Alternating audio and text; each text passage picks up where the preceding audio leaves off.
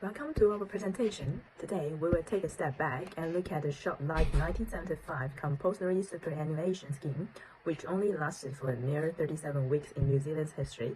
If the scheme was never abolished, just how much of an impact would it cause upon New Zealand's modern-day economy? Would such a scheme be suitable for today's economic system? First, let's take a look at our current welfare system. New Zealand's current superannuation system is funded by taxation. It costed the government $14.5 billion in 2019, and this amount is expected to rise by more than $1 billion each year due to New Zealand's aging population. The increasing burden on the social welfare budget has raised concerns by many. Among these, Brian Gare raised the hypothesis of what if the Labour government's 1975 compulsory superannuation scheme, abolished only a year after its implementation, was instead kept. Among other OECD countries, New Zealand has one of the lowest saving rates. The growth of an economy depends on investment, and investment largely comes from savings through the intermediation of banks. In its essence, the 1975 scheme mandatorily allocates a larger portion of national output into reinvestment in the financial market. While this capital drives the economy to develop more efficiently, it comes with the cost of lesser disposable income for individuals. Brian Gare estimated that the scheme would be worth around $240 billion in 2007. We updated his calculation and estimated a value of $418 billion by the end of 2021.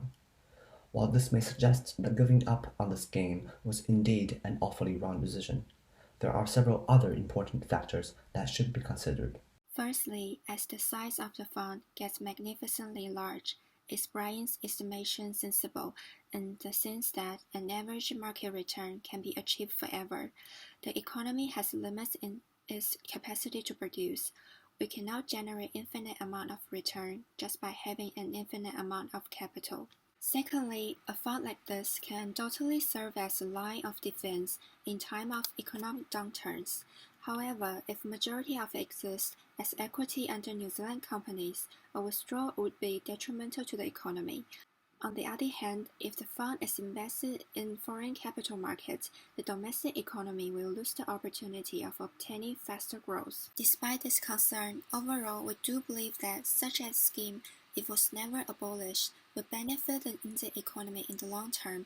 We will have a superannuation system that can be completely funded by itself, a faster growing economy, and much more accumulated wealth. However, we don't think that starting a similar compulsory superannuation scheme like the 1975 one is suitable for the current New Zealand economy. The government's quantitative easing policy during the pandemic poured large amounts of liquidity into the economy. The recent US federal rate hike is pushing up the cost of imports as the NZ dollar depreciates. These factors have led to a 32-year high annual inflation at 7.3%. To battle against soaring inflation, RBNZ has been raising the OCR. Mortgage rates has risen alongside to around 6%. Combined with inflation, many New Zealand households are experiencing financial stress.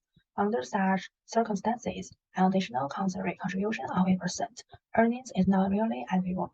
To sum up, having a compulsory superannuation scheme would have been beneficial to New Zealand, but it is not advisable to implement such a scheme under the current economic circumstances.